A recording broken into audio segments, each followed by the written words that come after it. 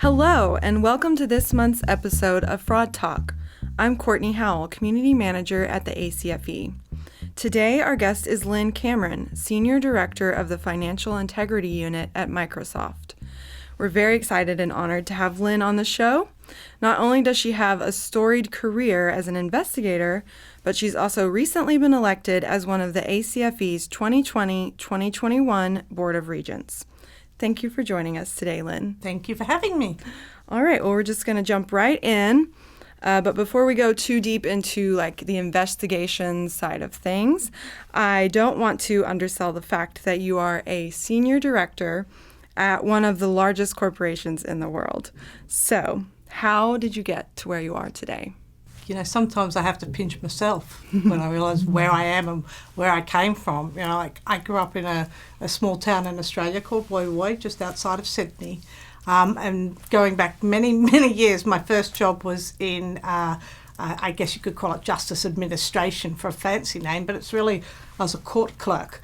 And I saw that, the police officers, law enforcement officers, were having way more fun than I was. So I joined the Australian Federal Police, and I worked there for nearly 14 years as a detective for the most part.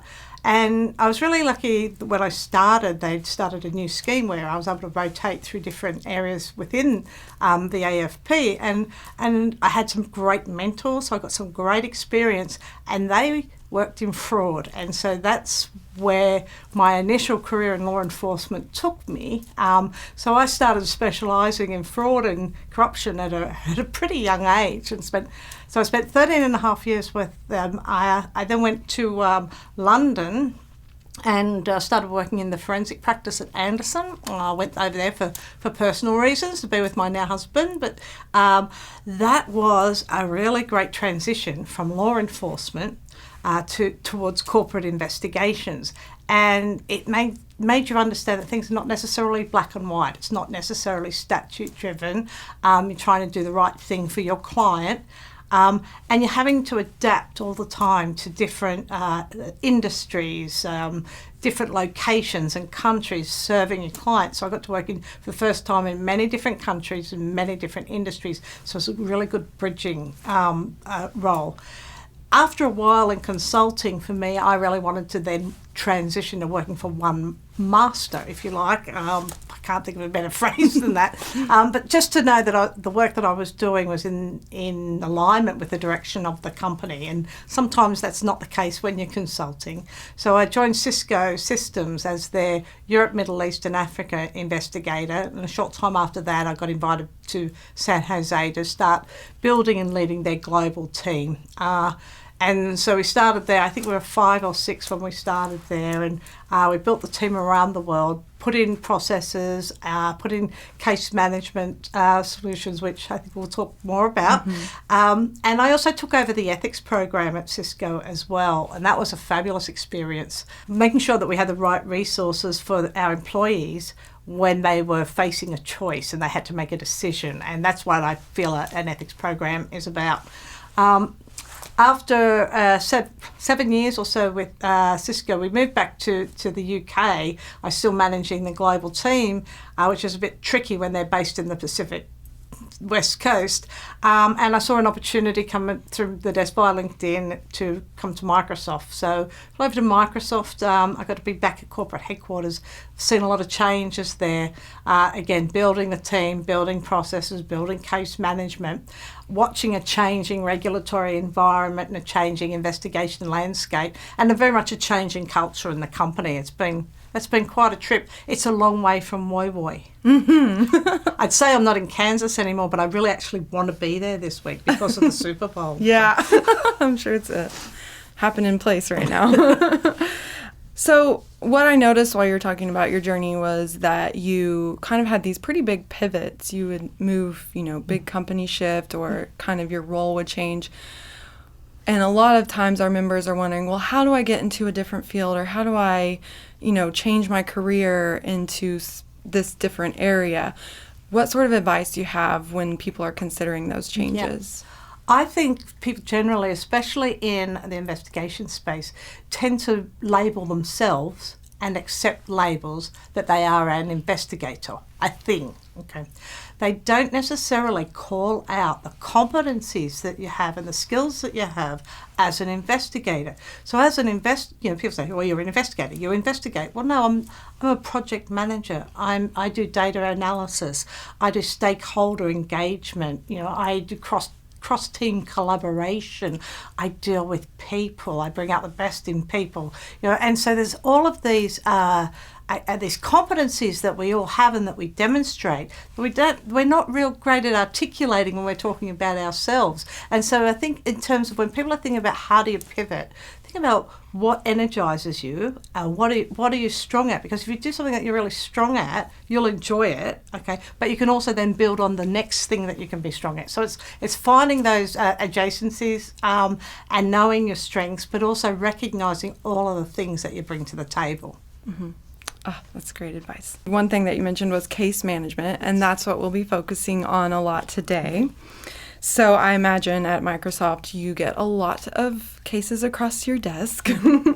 And based off questions that we've gotten from our own members and our online community, a lot of people struggle with this aspect of investigation. So how do you handle case management? I think I'll take it back a little first to fundamentals. Mm-hmm. And some people can get quite spun up about all the things that you need in case management. But to me, it's really quite simple. You need to track the work that you do, document it in a factual manner, and you need to have somewhere secure to store or gather the artefacts or evidence that you're gathering. They're essentially the basic two elements. Layer onto that information that you may want as a manager or management about trends and the resourcing and things like that. And that's when you start to get to the importance of the data points that you capture if you have a case management solution. But if we break it down to the basics, case management is so when I come to somebody and say, give me your case, mm-hmm. show me what you have done, I can take it and read it and understand what has happened and how people got to conclusions or how they got to the point that they got to. I believe that any person, any third party, and that, these days may well be a regulator, should be able to come in and understand what you did and why you did it and how you got to the conclusion that you got. And also, sometimes have it clear that you didn't do something and why you didn't do it, so that you can own the holes if need be. So that's the fundamentals. In terms of what do we do and how we do it, I mean, everywhere there's room for improvement, and we're really trying to improve all the time. A shameful plug, we use all of Microsoft products. Yes. So full disclosure there. We use Office 365 product, Dynamics, a CRM solution, and within that, I'm constantly iterating in order to capture the things that I need to capture. But we're also trying to save the keystroke, for want of a better phrase, automate as much as we can, and that's not automate the mental process, it's to save, any unnecessary steps or administrative steps.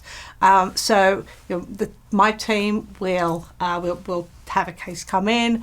We will capture data points about the type of case it is that we can then use in analytics, and then it'll get assigned to an investigator, and they will document in case notes the things that they do. One of the things that we do we work with a lot of lawyers within the company, and they work very much via email. And so we have automated it so that when we're communicating with our attorneys, we can send those emails directly into our case notes and make them and save them as well. So that's an important time-saving step. We'll capture our interviews and our interview notes. So the data around the interview will be captured in the case management solution. The recording or the interview notes will be captured in the evidence repository, which is our case is a SharePoint solution connected to our case management.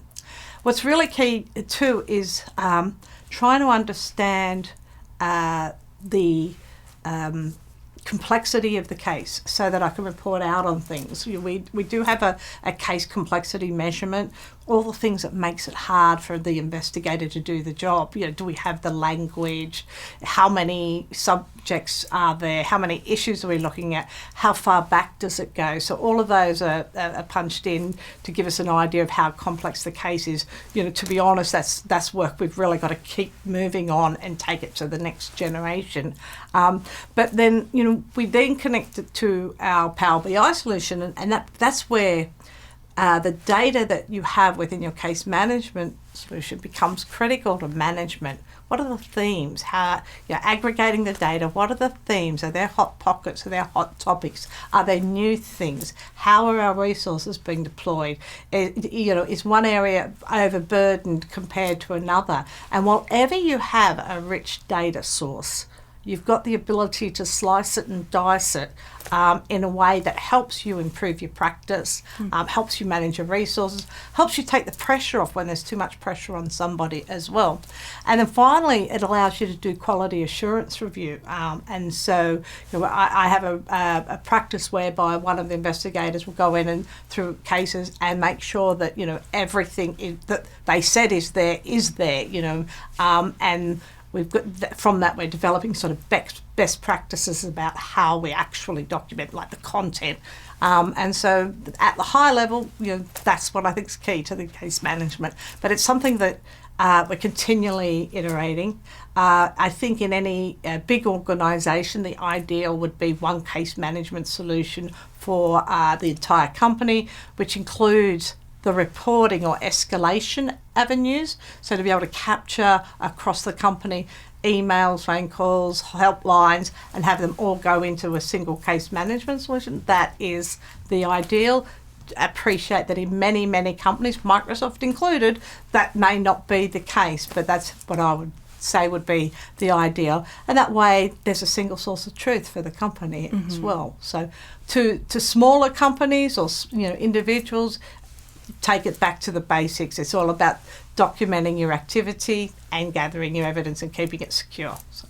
Yeah, that was kind of going to be my next area. As you mentioned, there's a large variety of companies out there who all have different needs and resources and things. So for people who may be working with a smaller team or less resources, going back to the basics would be key. Is there anything else you would think is a big difference between working for such a huge company and then a smaller one? I think, scale is the big difference, but even for a smaller team, you've got to have business continuity too. You've got to be able to, if somebody goes out, be it personal reasons, or any reason really, they walk out, they win the lottery. The next person up has to step in and see what they've done and where they've done it. If that's not well recorded in a manner that the right people can access, that's going to result in a couple of negative things. There'll be duplicative work done. The people that are subject to investigations in the corporate space, this is the worst day of their life. Imagine having to relive it because somebody went off and won the lottery. And so if you think of the employee experience there, making sure that we have the continuity and there's no delays, I think that's really important. So in the smaller teams, it's really just the difference is scale and potentially tools. In establishing a case management system or approach, I would urge people just to think about what do you want to know about your team or your investigations. I hear many people talk about, our cases are getting harder or they're getting bigger or whatever. A lot of that it's anecdotal, and if it's anecdotal, it kind of doesn't count. If you can use the data from your case management solution to show how things have changed, there's your business case for additional resources, and to build the team, or alternatively, to identify the themes and the trends that the company needs to address. So there's so many benefits to having good, rich data associated with investigations. Yeah. That's kind of on my next topic. You're just you're so I intuitive. should not have read the questions beforehand. No, it's great. Because I was going to ask about benchmarking, and this is what you're talking about. You need that information in order to know what's going on, and being able to communicate that with your higher ups or whoever's going to be providing those resources for you. So how would someone go about starting to develop those, or what would that look like? Yeah, so I think, firstly, I do a lot of benchmarking with the other members of the Corporate Alliance, the ACFE Corporate Alliance. So I get a lot of very rich data points from them. The really cool thing is in the investigation space is that whilst people aren't willing to share the content or the subject of investigations, people in the compliance world are more than happy to talk about best practices and sharing best practices. So build your network within the compliance space, and you'll have a rich universe of people to tap up on as far as benchmarking goes. Another thing that we did was bring in one of the big four firms to review the quality of our investigations practice. And they measured our practice against a number of criteria, basically as where we were on a sort of a maturity continuum. And I find, that's really a healthy thing too. And that's something you can do yourselves, even in a small team. If you think about the elements of your investigation practice, what does really immature look like, and what does aspirational look like, and where are you, and map that. And then what do I want to do to move it further along? I mean, that's something any small practice can do. It's just about taking the time to break it down and think about how you want to move it. But definitely, community in the compliance space, absolutely, critical to getting benchmarking data. Mm-hmm. Okay, so now we're going to do a hypothetical situation. So let's say you've got your case management, it's swimming along just fine, everything's going great, but then something big comes in and just knocks you completely off course. Yep. How would you and your team adapt to something like that? That's a really important point. My team is located all around the world. They're in Redmond, Asia, Middle East, Europe, and in the most part they're geography focused. Okay, they focus on their regions. But we're a global team, and we prioritise things based on risk. So I have a central team that has the intake and does sort of some preliminary steps and assessments.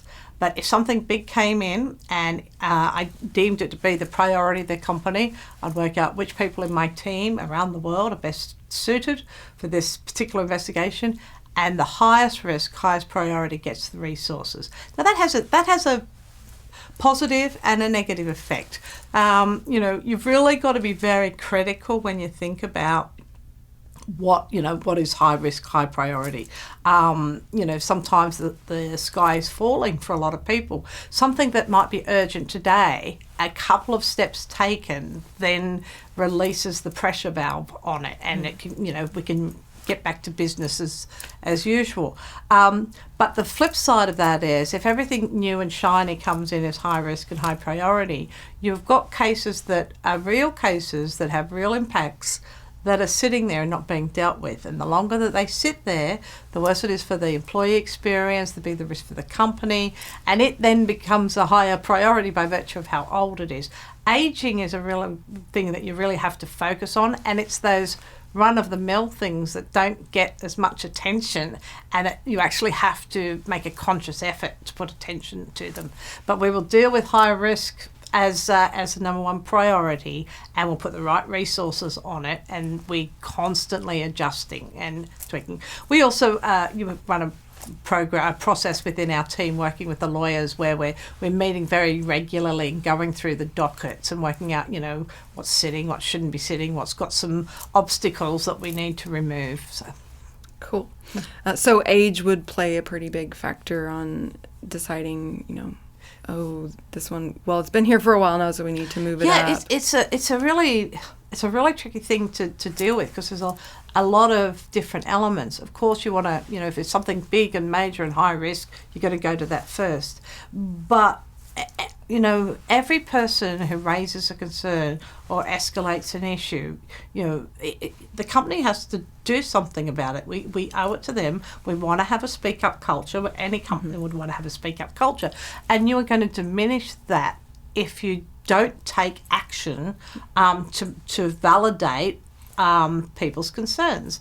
And aging is probably one of the things that we get the most criticism for. And, we can't go and explain to everyone, well, we had this big case here and things like that. But we have to really work hard at focusing on those things. So I do some aging analysis on cases. And so those cases and we've identified that the ones that are just a little bit trickier than a quick hit, but not rising to a high risk matter. They're the ones that tend to be put aside more readily. So we have to have a concerted effort. What can we do? And sometimes those are the cases that we will move around to somebody who has bandwidth or somebody else who has, as one of we have all different skills in the team. Some people can get through things very, very quickly while still doing a professional job and not cutting corners, and are more suited to perhaps getting rid of some of those age cases. When I say getting rid of them, doing the work so that the company can make an informed business decision on the outcome. So. Yeah. Very interesting. Okay, so over the past few months or so, what sort of trends have you seen emerging in corporate investigations that you think others should be aware of? I think the regulatory landscape is a key factor. It's constantly changing. I really couldn't even talk about it today because it's probably changed since yesterday.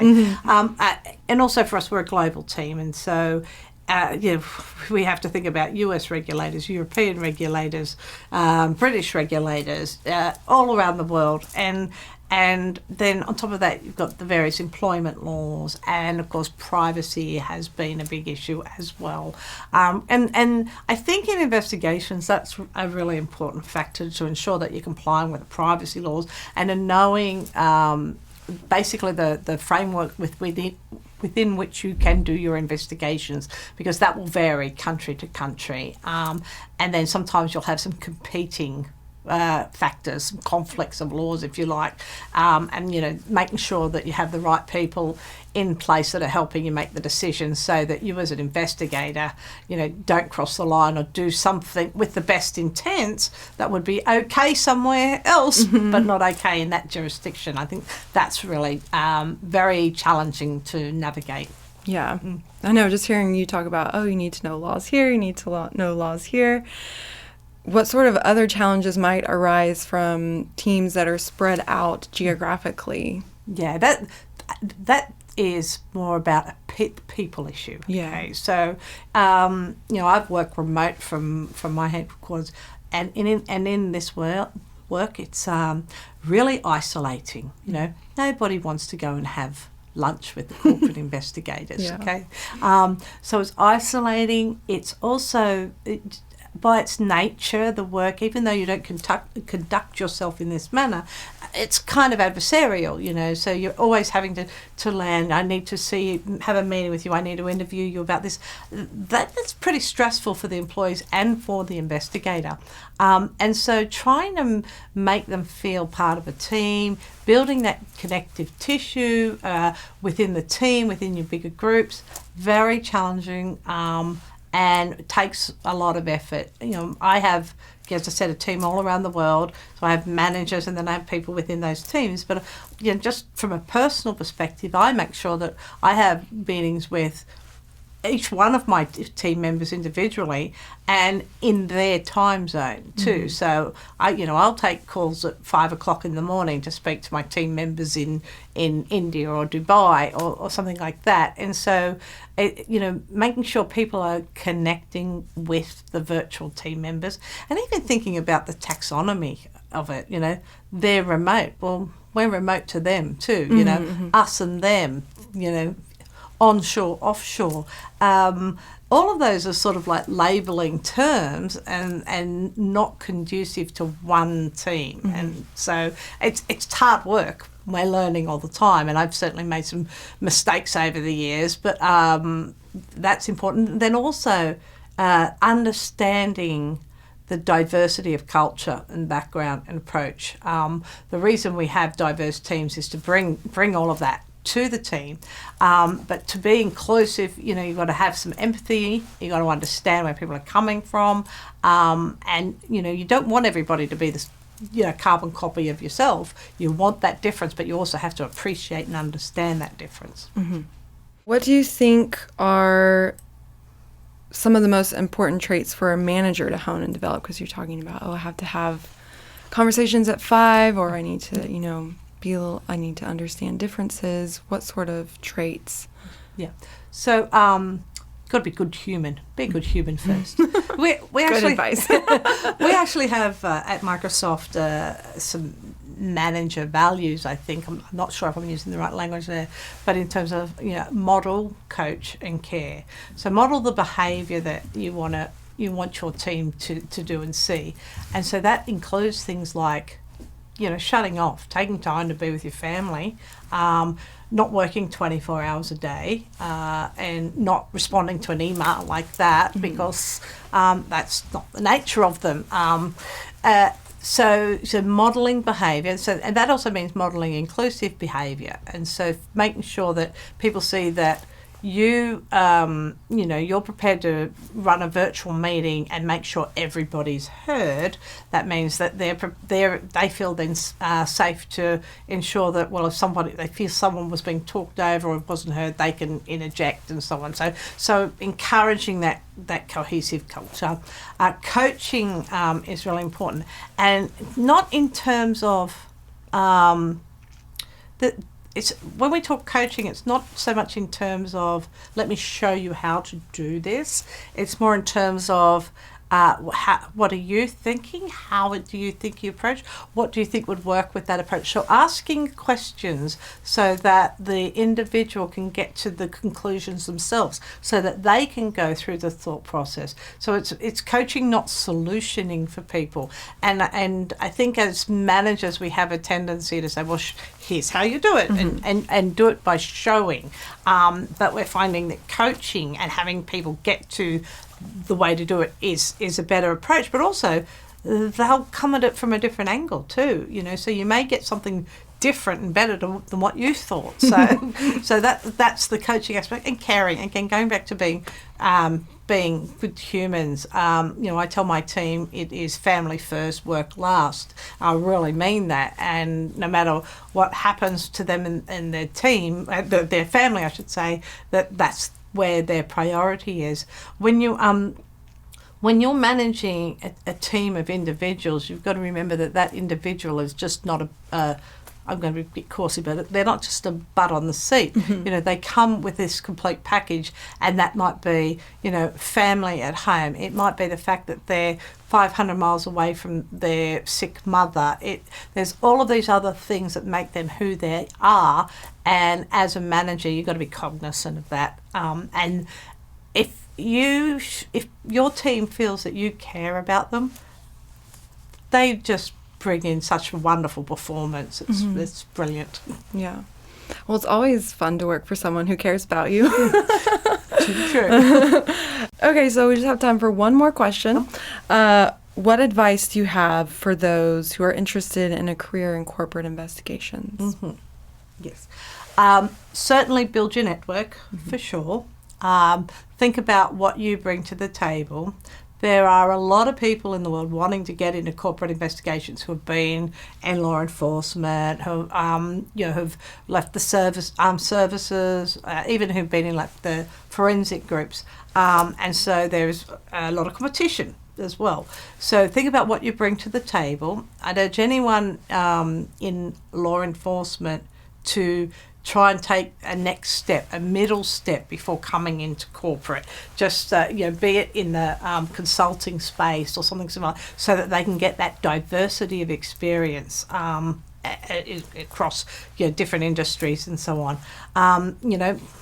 Do your studies, get get qualifications, be it CFE or anything, but have some theoretical background. Hone your common sense. Very important. I think, practicality is really important, and also your interpersonal skills, making sure, because, we talk about fraud and fraud examination and financial investigations, but at the end of the day, this is all about people, and that's the key thing, that it is people that go across all of it, be it who you interview, who you interact with, who you work for, who you work with. So that would be my advice. Lovely advice. Well, thank you so much for chatting with us today. Pleasure. It's been so fun talking to you. If you enjoyed today's episode, you can find all episodes of Fraud Talk at acfe.com/podcast or wherever you listen to podcasts. This is Courtney Howell signing off.